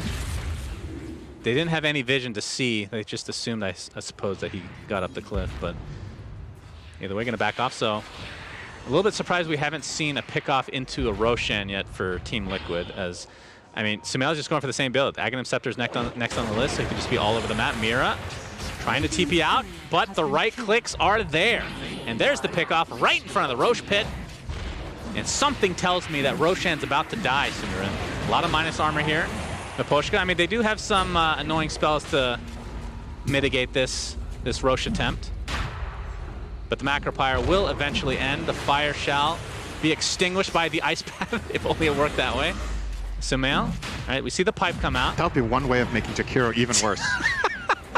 Cancel your own ult with an ice path. Excellent. Mickey trying to make as much space as possible. He's gonna, what? How did that not connect? Actually, I think Got the his spear. it got his Manta illusion. Oh, okay, wow. Well, Egg comes out. Can they kill it in time is the question. Collapse. Looks like they do. He's going to buy back into the game, though. Collapse getting surrounded by Koikfa and the spiders. Gets the rebuke off. Kills a couple spiders, but his life is gone. Sumail already has the Aegis. And you're right, man. This feels exactly like Game 1. The difference is this time Yatoro is playing the Terrorblade instead of PL. So He's having more impact. I than have last more game. hope for them because of the specific hero in Right. the game. Oh my God. Jesus. Psyblade, Deso, destruction for Sumail. And now Miposhka, he's a double-headed dragon that is about to die. Down he goes. All right, I'm going to call it now. No matter whether Spirit win or lose this game, they are not giving away Brood the rest of the tournament. In any games they have left. Do they have any games left? They have 2 more in groups, and if they Okay. don't get knocked out, they have a best of 3 series, right? Yeah, Minimum. I mean, you have to think that other teams are going to be watching. It's like, why did they let Brood through? And they It's- just can't handle it. It's a bit of a shame, right? Because we've cast a lot of their games actually. I think been this is their very good. 3rd or 4th series we've watched. And Yeah. they drew against Vici, they drew against EG, they drew against, who was the 3rd team they drew against on day 1? It was it LGD? I don't. Maybe. It was another. It was 3 of the really strong teams they got draws against. I was like, okay, these guys are legit. They can definitely win against some of the other teams that are not doing so hot. And then they come into these series and they just. I feel like they're kind of getting cheesed, and it's Yeah. by choice. Yeah, by choice. Almost. Right? It's not like a surprise pick Brood that. It's not a surprise that Liquid has it in their arsenal. It's not a surprise that the later in the draft we go, the better it is when you don't have counters. So. Well, okay. So there's I know one aspect. I'm talking about it a lot and it's boring, but it really defined these 2 games so much for me. This Brood pick has just. No, I don't think you're boring, Synderen. Thank you. You're a good friend. You're just an acquired taste. Yeah, that's absolutely true. A very acquired taste. It has taken me 31 years. I'm not there yet. But You're just fermenting like a nice cheese. someday, Okay. someday I may actually like myself.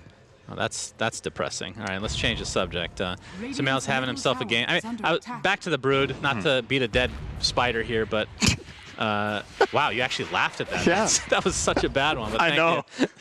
That's what I'm saying. Being unfunny on purpose can be funny. Yeah, thank you. I there was you go. trying to be funny. That makes it sad, I think. But No, that was really funny. either way, like if you don't do your research, and I mean, obviously Koikfa is known for Brood Mother, but let's just say you don't do your research and you're not expecting the Brood the first time, right? That's one thing. That's one thing. But then letting it happen again is just so weird. Like it feels like a little bit of cockiness coming through. You know? I wonder what the thought process was after game 1 that made them not think that was the biggest problem, Yeah. right? Because I mean, it's one thing if you're like, oh, it wasn't the biggest problem, we lost to something else. I mean, fair enough. Like if you looked at the game and you didn't think Brood was a problem, that's fair. But I just totally disagree with that because when I see the second game, I feel like they're encountering the exact same problems for the exact same reason. So that's why I'm saying, all right, fool me once, fool me twice, rest of the game, you ban the Spidey. Yeah, that's. I don't think that's how that phrase goes. It almost rhymed. I would have said spice, but it wouldn't work.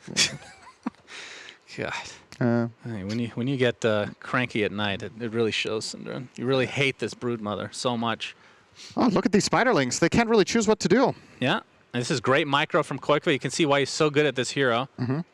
This spider is just patrolling constantly. You can stay there. There's 16 seconds left.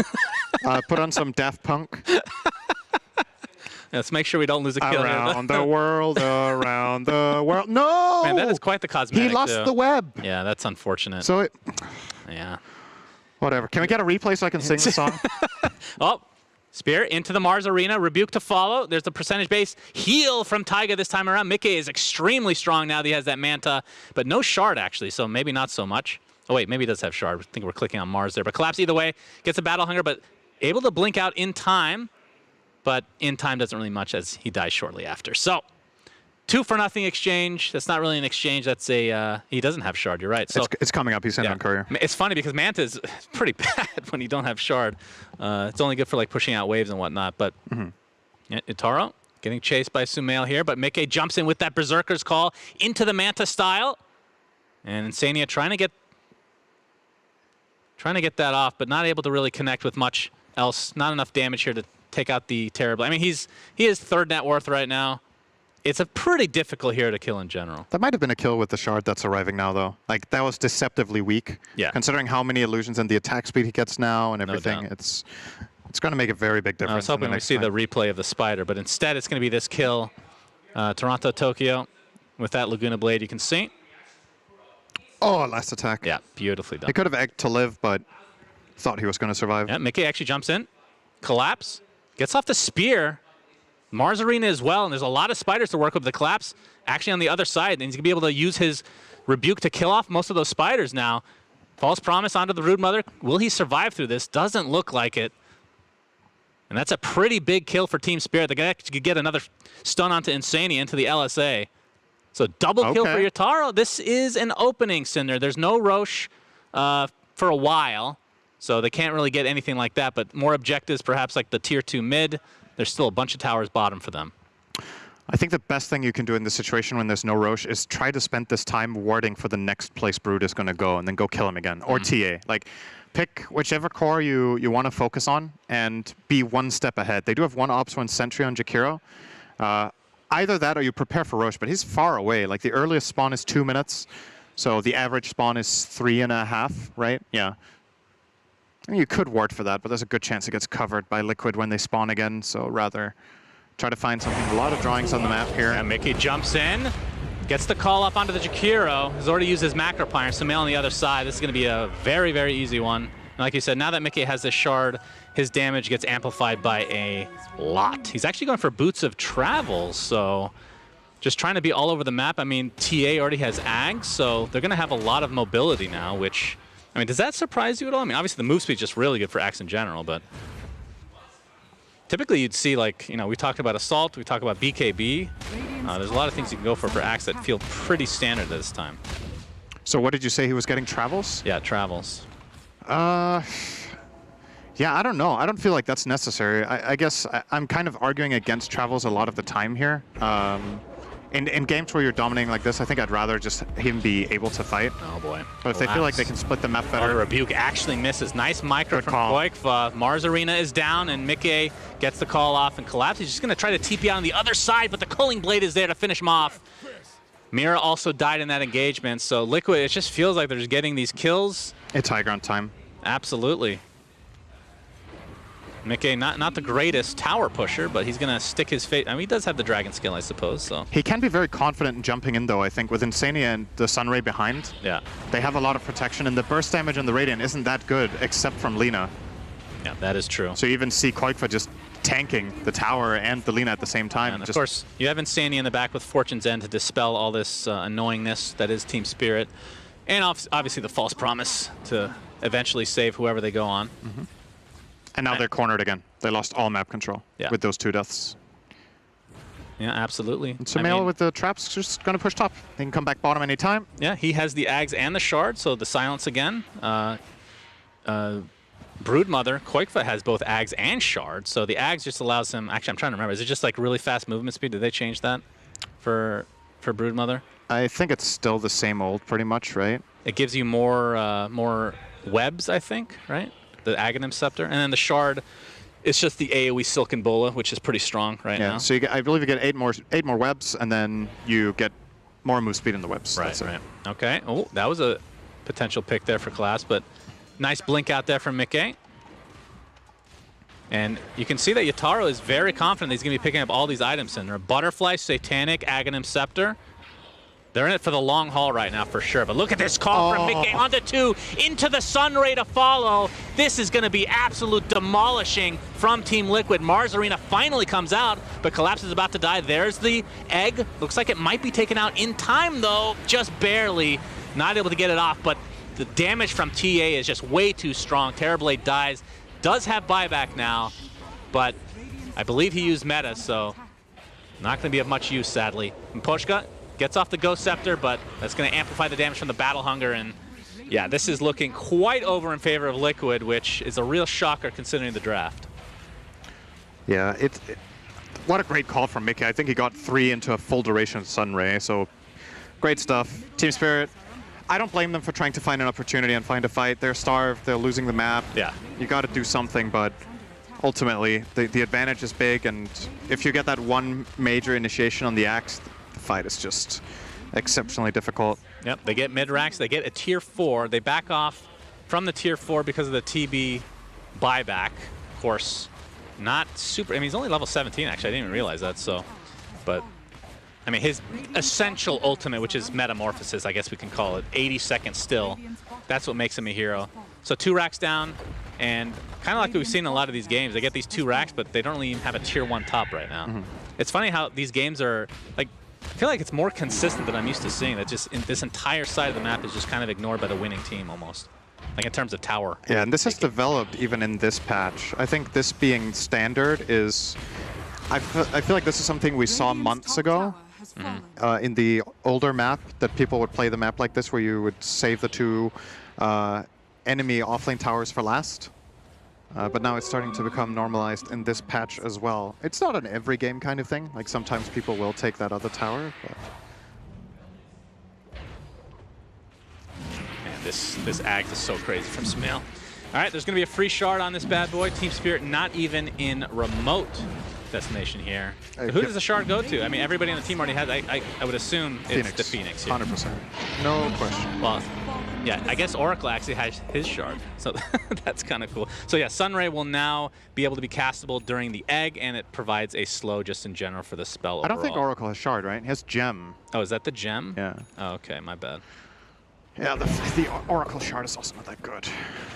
You think it's good or not good? Not that good. Yeah, it's been pretty meh. Wait, what does the Ags do for Oracle? Is it the... I forgot, he's had like 6 different ones. Yeah, they changed it so I never buy it. Oh, this is actually really good. Fate's Edict. So you don't get the negative side for your teammates, and the enemies get wrecked by magic damage. So it's pretty nice. Although you're never going to get that on But as usual, it's still dispellable. So yeah, true. Yeah, that's a pretty big investment to be dispellable. Yeah. Maybe you can just add that on as not dispellable. Maybe. Maybe that'd be too strong. That'll make it pretty strong. That'd be like Halbert then, right? Where you can't be kept. It's not like he can farm though. Like 4,200 gold is a lot. All right, this is the last-ditch effort from Team Spirit. Sumail has the Aegis. He has MKB. He has a billion jillion items. Collapse gets the spear off into the tier 2 tower, but here comes the team fight potential. Sunray coming in. Sumail looks like he's going to. Oh, he's going to get healed now with that false promise as well. And on the backside, Koikfa going to work. These Team Spirit heroes are going to start dropping slowly but surely. Sumail actually lives through the false promise. Remember, he still has Aegis on top of all of this. Marzal's finally used after all of this. Oracle's already expended everything, so that's the only casualty for Team Liquid right now. Sumail continuing on here. Mira gets off the snowball. They will be able to take out Axe, so I think this is a successful hold from Team Spirit for now. But the important thing for Team Liquid is they did not lose Aegis. There's actually a regen. Quite nice. I wonder if they're going to re-go because Metamorphosis drops now. If they find a pick here, it would make sense for Team Spirit to feel really safe with Axe dead. Yep. They were not expecting I mean, he does have Aghanim Scepter, so he could have a trap in base either way. But Yatoro now getting chased by Koikfa. There's the Sunray percentage-based damage again. The silence is there. Can't get his Sunder off quite yet. Now he can if he really wants to. It's going to be on his teammate. Not a full heal, though. And here they come again. Sumail from the backside with the BKB. That is essentially a dieback, and now Collapse looks to be next. Well played. I believe GG should be called here in just a moment. Team Liquid get the 2-0 that they desperately need, and I think it's because of Insania's little dance, Cinder, after the last series. Yep. It was the unbanned Brood dance. Well, that too. Oh. Yeah, they're going to continue to try to play here, it looks like. Sumail continuing to get healed. Miposhka gets off the Ghost Scepter. It's going to be a waddle at back to base as Mira. Not going to be so lucky, though. And yeah, with TA still alive and healthy with that Aegis, this is a dead tier 4 and likely the Ancient to follow. Yeah, you got to buy 20 seconds to get an arena so you can defend this a little bit longer.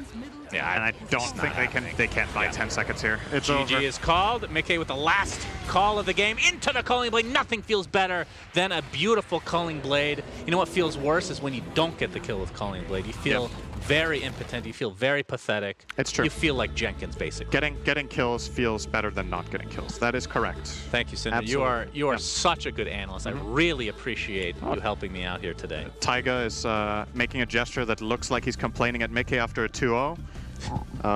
It's like, Mickey, I told you, just we should pick Brood. And Mickey was like, I don't really think we should play Brood. Taiga was like, we'd play Brood. All right, enough about Brood. It's good to see Liquid coming back into shape. Now they have a real chance at not getting eliminated after having a scoreline of 1-7, I think, in their first 8 games. They are now 4-8. 4-8.